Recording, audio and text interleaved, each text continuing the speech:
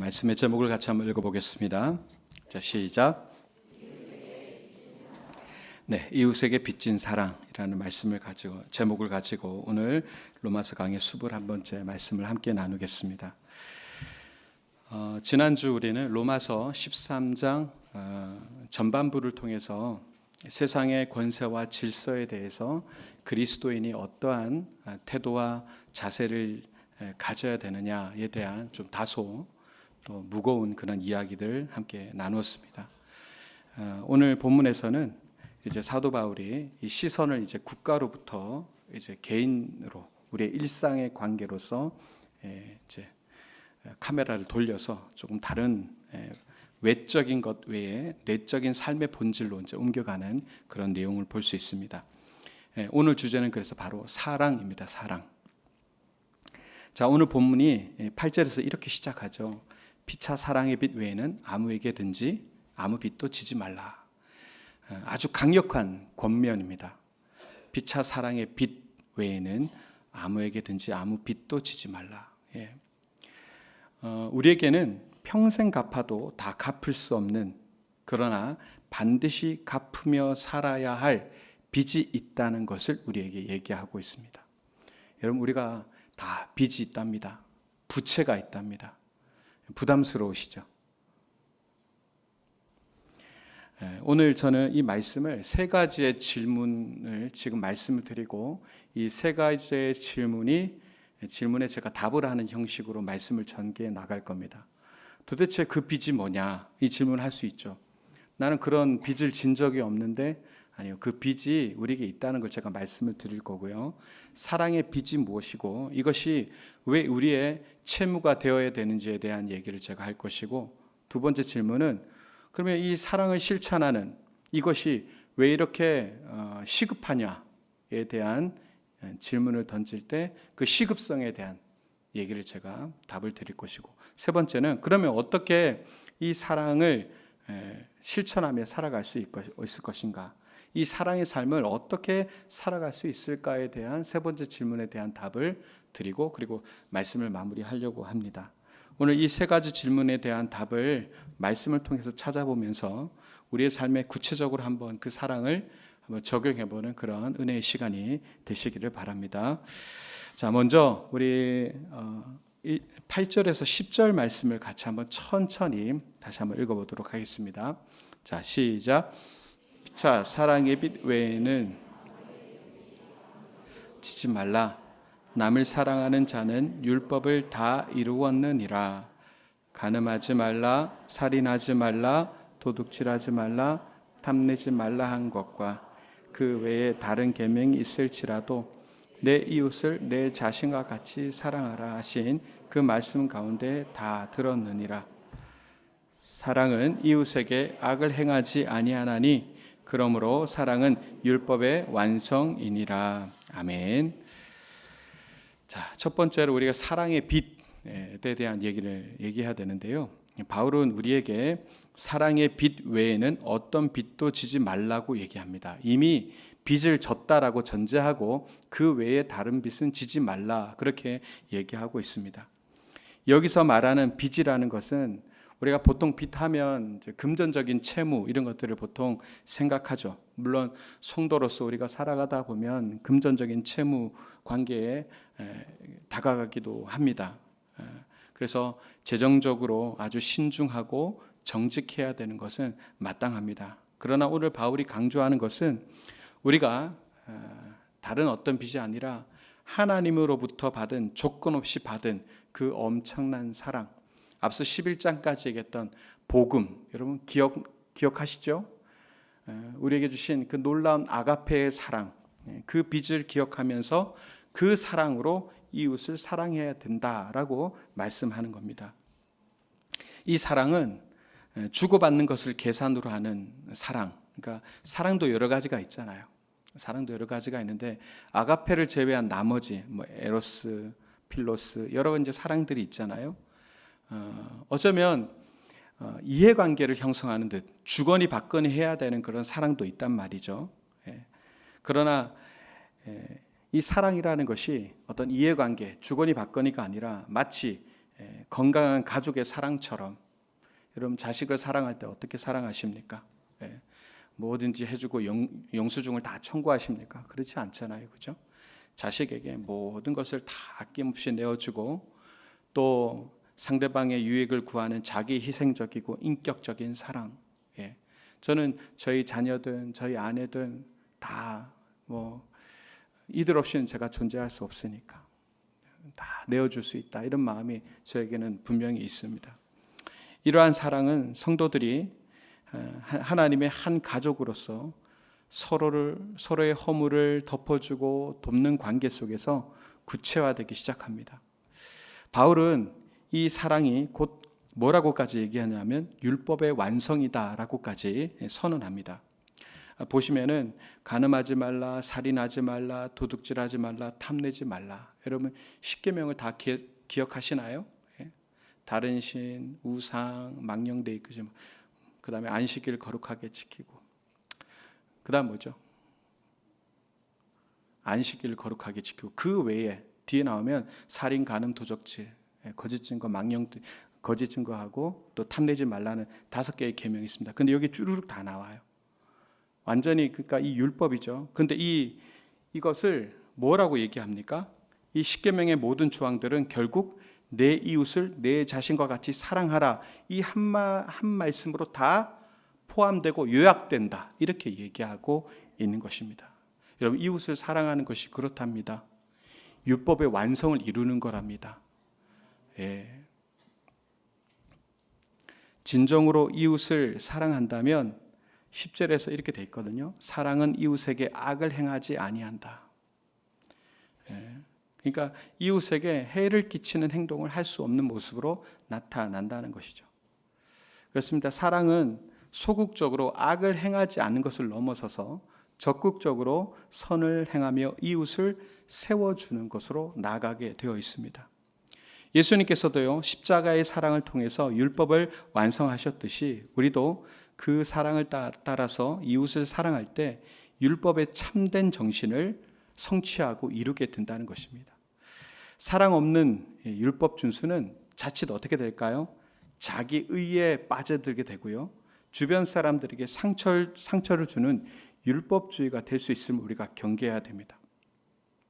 제가 마침 이제 수요 예배 때 제가 선정한 책의 이름이 뭐냐면 예수의 식탁 이야기입니다. 이번 주 수요일부터 제가 할 텐데 거기에 여기에 딱 맞는 이야기가 있습니다. 그 당시에 이스라엘 백성, 하나님의 백성들 사이에서의 사회 분위기는 어떠냐면 서로가 감시 카메라 같은 거예요. 이런 거죠. 만나서 물어보는 게 뭐냐면 당신은 거룩을 지켰소? 당신은 율법을 잘 지켰소? 그래서 율법을 지키지 않으면 정죄했습니다. 무슨 얘기인지 아시죠? 유대 사회 전반에 걸쳐서 정죄와 비난과 네거티브가 판을 치는 세상이었다는 겁니다. 그리고 그걸 좀 잘 지키고 숨어서 나름의 가면을 쓰는 사람들은 사회적 지위를 얻었어요. 이해되십니까? 근데 예수님께서 그 땅에 오셔서 제가 조금 이제 그 설교를 조금 오픈하자면 예수님께서 그에게 오셔서 하셨던 말은 뭐냐면 밥 먹었니? 이 말이었습니다. 밥 먹었니? 누구든지 다 정죄하는 사람들이었습니다. 더군다나 창기와 세리들과 그런 병든 자들, 사회에서 완전히 격리되거나 또 배척되는 사람들에게 예수님께 다가가셔서는 사회는 전반적으로 그들을 정죄했습니다. 그들을 지적했고요, 공동체로부터 배격했습니다. 그런데 예수님께서 다가가셔서 그들에게서 밥 먹었니? 다 친구가 되어주셨습니다. 그래서 유대 사회에서는 예수님의 그 모습이 너무너무 싫었던 거죠. 그렇습니다. 예수님은 그 삶 자체가 율법의 완성입니다. 예수님은 말씀이 육신이 되신 분입니다. 그렇습니다. 예수님께서 삶에서 보여주신 것이 뭐냐? 율법의 참된 정신을 삶을 통해서 보여주신 거거든요. 그렇습니다. 요게 궁금하시면 수요일도 오시면 될 것 같습니다. 자, 여기까지 하고요. 두 번째, 시급성에 대한 질문을 제가, 왜 그럼 이 사랑의 실천이 그러면 왜 이렇게 시급하냐? 그건 알겠어요. 우리의 빚이 어떤 건지도 알겠어요. 그리고 그것이 율법의 완성이라는 것도 알겠어요. 근데 이거 뭐 천천히 해도 되지 않느냐? 근데 왜 그렇게 시급하냐? 자, 11절, 12절을 같이 한번 읽어보겠습니다. 자, 시작. 또한 너희가 이 시기를 알거니와 이제 우리의 구원 처음 믿을 때보다 가까웠음이라. 밤이 깊고 낮이 가까웠나니 그러므로 우리가 어둠의 일을 벗고 빛의 갑옷을 입자. 아멘. 자, 둘째로 바울은 이 사랑의 삶을 살아가야 함에 있어서 긴급성을 얘기하고 있습니다. 아주 강조하고 있습니다. 11절에서 너희가 이 시기를 알거니와 자다가 깰 때가 벌써 되었으니 이렇게 얘기합니다. 자, 이 외침은 어떤 의미를 가지고 있느냐? 여러분 잘 들으십시오. 이 시기를 너희가 알거니와 자다가 깰 때가 벌써 되었다. 이 뭐냐면 이 외침은 우리의 영적인 무감각이나 나태함에서 벗어나야 된다라고 하는 강력한 촉구입니다. 우리가 사랑을 입었다는 것도 알아요. 그리고 이 사랑을 우리가 살아내야 되는 것도 알아요. 이것이 율법의 완성이라는 것도 알아요. 문제는 뭐냐? 그것을 지금 하지 않는다는 것입니다. 알면서도 묵인하고 알면서도 그냥 이해만 하고 덮어두고 그렇게 살아가지 않는다라는 거죠. 이걸 영적 무감각 또는 영적 나태함이라고 금방 제가 표현해 드렸습니다. 바울은 그러한 사람들에게 오늘 강력하게 깰 때가 되었다. 나태함에서 벗어나라 이렇게 촉구하고 있습니다. 자, 왜 지금 깨어야 하는 것인가? 이렇게 표현하죠. 우리의 구원이 처음 믿을 때보다 가까웠습니다. 11절 후반에 보면 그렇게 되어 있습니다. 우리의 구원이 처음 믿을 때보다 가까웠습니다. 여러분, 우리의 구원은요, 이렇게 절차라고 얘기하기에는 좀 모양이 그렇지만 순서가 좀 있습니다. 시제적으로 보면 과거, 현재, 미래가 있어요. 먼저 우리에게는 하나님께서 우리에게 구원을 다가오실 때 칭의가 있습니다. 죄인 되었을 때 우리에게 오셔서 우리를 의롭다 여겨주십니다. 이걸 신학적 용어로 칭의라고 하죠. 그래서 우리가 하나님의 의롭다 여기심을 받게 되고요. 그리고 나서는 우리 어떤 인생을 살아갑니까? 하나님을 닮아가는, 형상을 닮아가는 과정을 거치게 됩니다. 이거를 성화라고 합니다. 지금 저와 여러분들이 살아가는 과정이 성화와 같습니다. 그리고 이 성화를 지나서 우리가 결국 이루어야 되는 게 뭐냐면 영화입니다. 영화. 그래서 칭의와 성화와 영화라는 이 모든 것들을 포함한 것이 구원이라고 얘기할 수 있는 것입니다. 세 가지의 시제를 기억하셨으면 좋겠습니다. 과거, 현재, 미래. 칭의와 성화와 영화. 예. 그렇다면 지금 우리가 살아가는 칭의와 영화에 이르기까지의 지금 성화의 모든 과정을 나의 삶으로 비춰보게 될 때 지금 내가 살아가는 삶이 얼마나 중요한지를 우리가 다시 한번 생각해 볼 수가 있게 됩니다. 여러분, 구원이 가까이 왔다. 구원의 완성이 가까이 왔다는 것은 우리가 이 땅에서 살아갈 시간이 한정되어 있으며 한정되어 있고 그리고 곧 우리는 곧 무덤에 묻힐 것입니다. 죽을 날이 곧 다가오게 됩니다. 근데 그 살아가는 잠깐의 시간 동안에 우리가 책임감 있게 살아가고 행동해야 된다는 것을 우리에게 알려주고 있는 말씀이라는 겁니다. 12절에 보시면 밤이 깊고 낮이 가까웠다 이렇게 얘기하잖아요. 밤이 깊고 낮이 가까웠다. 밤이 깊어졌다는 것은 뭡니까? 초저녁에서 밤이 쭉 깊어져서 한밤이 됐어요. 그러면 이제 곧 뭐가 들이닥칠까요? 해가 뜨기 시작하는 새벽이 도래하게 될 것이고 곧 환한 대낮이 오게 될 것입니다. 이 말이 뭐냐면 이 바울이 밤이 깊고 낮이 가까웠다 이렇게 얘기하는 것은 이 죄악으로 어두운 이 세상 시대는 이제 곧 저물어가게 될 것이고 예수 그리스도께서 다시 오실 영광의 그날 찬란한 아침이 밝아오고 있다라고 하는 소망의 메시지를 표현한 것입니다. 자, 그러면 지금 우리가 언제를 살아가고 있느냐? 예, 그렇습니다. 새벽녘을 살아가고 있어요. 새벽 미명을 살아가고 있습니다. 그렇기 때문에 우리가 이제 더 이상 어떻게 서 있으면 안 되느냐? 우리가 더 이상 어둠에 속한 사람처럼 살아서는 안 된다는 겁니다. 이제 곧 날이 밝아집니다. 찬란한 해가 떠오릅니다. 그래서 이제는 오늘 말씀대로 어둠의 일을 벗고 빛의 갑옷을 입어야 되는 것이죠. 예. 이걸 아주 건강한 종말론적 삶이라고 볼 수 있습니다. 이 종말론적인 긴박감이 바로 우리가 지금 당장 열심으로 사랑하고 거룩하게 살아가야 할 이유가 된다는 것이죠. 오늘 바울이 그래서 긴박성에 대해서 얘기하면서 이 밤이 깊었고 곧 낮이 오게 될 것에 대한 그 말씀을 우리에게 준 것입니다. 얼마 남지 않았습니다. 얼마 남지 않았으니 우리의 이 짧은 인생 동안에 무엇을 해야 될지에 대한 우리가 생각을 해봐야 되는 말씀이겠죠. 마지막 질문입니다. 그렇다면 우리는 어떻게 이 사랑의 빚을 갚으면서 빛의 자녀로 살아갈 수 있을 것인가에 대답을 해야 되겠죠. 자, 12절 후반부에서 14절까지의 말씀을 또 천천히 한 번 더 읽어보겠습니다. 자, 시작. 그러므로 우리가 빛의 갑옷을 입자.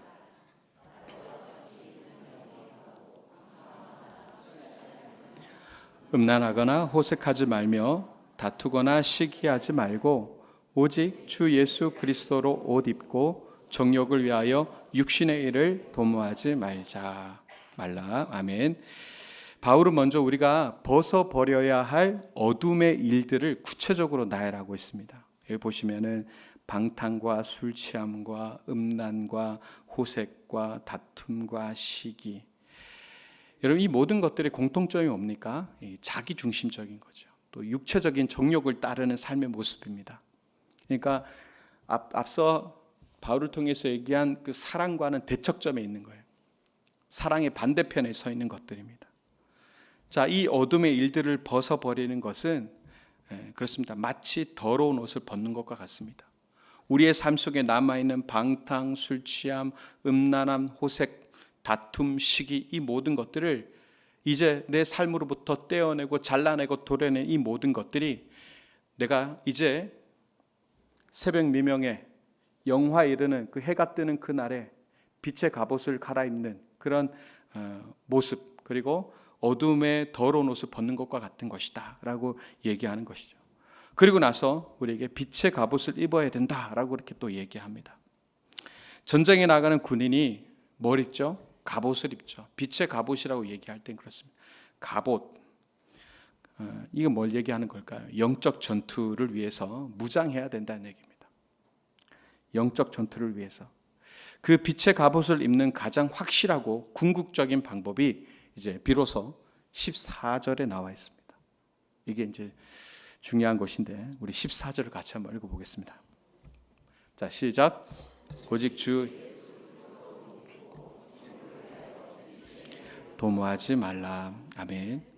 여러분, 오늘 말씀은 제가 묵상하면서 진짜 바울이 너무너무 친절하게 설명을 했다. 로마 교회 성도들에게 이렇게까지 문장을 이렇게 쓸 수 있다면, 저는 설교자로서 늘 글을 쓰는 사람이지만 이렇게까지 글을 잘 쓸 수 있나 싶을 정도로 글을 너무 잘 썼어요. 예. 오직 주 예수 그리스도로 옷 입고 정욕을 위하여 육신의 일을 도모하지 말라. 주 예수 그리스도 옷을 입는다. 이런 묵상해 보십시오. 어떤 얘기를 할 수 있을 것 같습니까? 예수로 옷을 입는다. 수많은 묵상을 할 수 있을 겁니다. 근데 대표적으로 몇 개를 얘기하자면 이런 거겠죠. 예수 그리스도의 그분의 인격과 성품, 그분의 가치관, 그분의 삶의 방식, 이 모든 것을 내가 입는 거죠.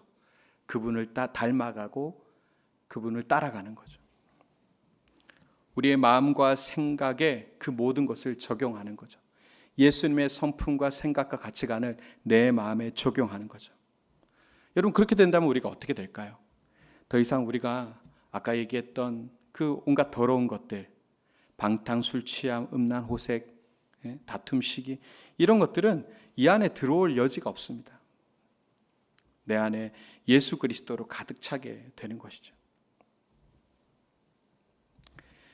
더 이상 욕망을 채우기 위해서 육신의 일을 계획하거나 애쓰지도 않을 것입니다. 이렇게 예수 그리스도로 옷을 입을 때요, 우린 드디어 이제 사랑을 자연스럽게 할 수 있습니다. 우리가 앞에서도 한번 말씀드린 적이 있지만, 우리가 예수 그리스도 은혜를 충분히 그 은혜를 복음을 경험하지 못하면 내가 사랑의 모양은 있지만 그게 매일 숙제 같은 거가 되네요. 사랑을 해야 되는 건 알아요. 이해는 됐어요. 충분히 그걸 체험하지 못하면 지금 사랑해야 되는, 섬겨야 되는 이 모든 것들이 힘든 과제, 왜냐하면 억지로 짜내야 되거든요. 안 되는 걸 되게끔 하려고 쭉쭉 짜내야 되는 거기 때문에 고달파요. 힘겨워요. 숙제니까. 그러나 우리 안에 살아 역사하시는 예수 그리스도로 인해서 내가 완전 옷 입게 되면 어떻게 될까? 자연스럽게 흘러나오는 열매가 되는 것입니다. 빛 대신 예수 그리스도를 우리 마음에 가득 모실 때 모든 어둠을 이기고 사랑의 삶으로 살아갈 능력을 비로소 얻게 되는 것이죠. 네. 설교를 마무리하겠습니다. 오늘 우리는 로마서 말씀을 통해서 이웃을 향한 사랑이 우리가 평생 갚아야 할 유일한 빚이고, 다른 빚은 만들지 마시고 유일한 빚이고, 그것이 율법의 완성이라는 것을 첫 번째 얘기했고요. 두 번째는 주의 날이 가깝습니다. 그래서 이 사랑을 실천하는 것이 매우 긴급하다는 것을 두 번째로 얘기했습니다. 세 번째는 이 모든 것을 가능하게 하는 길은 바로 주 예수 그리스도로 옷을 입는 것이다라고 말씀드렸습니다. 여러분, 우리의 힘만으로는 이 사랑의 빚을 다 갚을 수가 없습니다. 우리가 날마다 주 예수 그리스도로 옷 입고 그분의 성품을 닮아가고 그분의 능력을 의지하고, 그럴 때 성령께서 우리를 통해서 놀라운 사랑의 역사를 이루어가게 될 줄로 믿습니다. 이 한 주간 여러분 세상에 나가서 각자 맡겨진 사랑의 빚을 기억해 보셨으면 좋겠고요. 여러분들 주변에 여러분 그 가족 중에도 관계 안 좋은 분들이 있을 수 있잖아요. 많은 분들은 그렇지 않겠지만 또 이웃도 마찬가지고요. 친구들도 그렇고요. 한번 고민해 보셨으면 좋겠습니다. 밤이 깊고 낮이 가까웠습니다. 어둠의 일을 벗고 빛의 갑옷을 입어야 됩니다. 그것이 우리가 해야 될 사명입니다. 오직 주 예수 그리스도로 옷 입고 정욕을 위하여 육신의 일을 도모하지 않아야 합니다. 이 한 달 살아가실 때 이 말씀을 기억하고 여러분들 삶의 지표가 되셨으면 좋겠고요. 작은 실천으로도 이어지셨으면 좋겠습니다. 여러분, 예수님께서 아까 이제 이거 사실 이제 수요일 날 여러분들 숙제로 내드려야 되는데, 수요일 날 여기 안 오실 분들이 많아갖고 미리 숙제를 좀 내드리면 예수님께서 어떻게 인사하셨다고요? 그 당시 인사는 정결 의식을 잘 행하였소? 율법을 잘 지켰소? 감시 카메라처럼 막 이렇게 인사하는 것. 그러니까 온갖 정죄와 네거티브가 온 사회를 덮고 있는데 예수님께서 오셔서 뭐라고 했다고요? 밥 먹나? 경상도 말로. 밥 먹었어? 여기 잠깐만, 충청도는 어떻게 하죠? 밥 먹었슈? 밥 먹었슈? 이렇게 가서 밥 먹었어? 네, 한번 이렇게 다가와서 그리고 밥도 한번 사주시면 어떨까 싶습니다. 네. 너무 짓눌려 있어요. 스스로도 짓눌리는 시대예요. 상대적 비교 속에서 박탈감을 느끼고 나는 왜 안 될까? 나는 왜 이런 상황이 있을까? 왜 내 삶은 개선되지 않을까? 신앙생활 함에도 하나님 살아계신데 그렇게 기도한데도 왜 내 삶의 변화는 왜 없을까? 스스로의 자괴감이 빠져서 눌려있는 영혼들이 있습니다. 그리고 어떤 그룹 안에 들어가지 못해서 혼자 외롭게 있는 사람들도 있고요. 여러분, 여기 많은 분들이 있지만 여러분 군중 속에 외로움이 있습니다. 여기서 10명한테도 인사하기 어려운 분들도 여기 안에 있을 거예요. 특히 3부 예배는. 교회라고 하기가 부끄럽죠. 그러면 광고 시간 다가가셔서 먼저 인사해 주시는 거, 이거 행동하는 겁니다. 다음 주에는 막 이렇게 넘어가서 인사해 주시고, 어색한 분들에게 인사해 주세요. 제가 어색하잖아요. 그분도 어색해요. 근데 한번 그렇게 환하게 인사하면은 여기 와서 내가 여기 있을 공동체가 맞구나, 이런 위안이 들거든요. 인사라도, 밥 사주기 부담스러우면 인사라도 잘하면 되잖아요. 인사도 좀 열심히 해주시고, 그리고 가셔서 누군가가 밥 먹었어? 요즘 괜찮아? 이렇게 한마디 해주는 것도 참 많이 도움이 될 것 같습니다.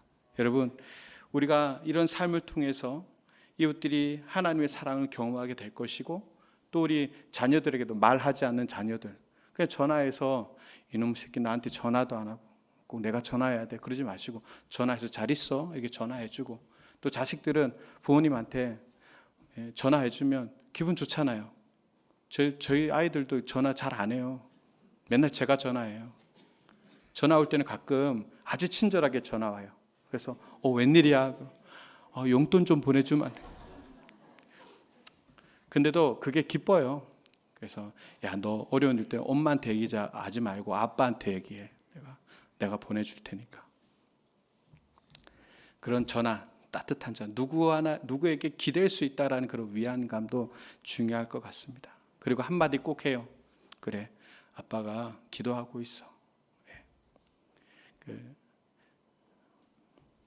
여러분들 주변에 있는 모든 분들이 사랑과 또 하나님을 다 경험할 수 있는 그런 은혜가 있었으면 좋겠습니다.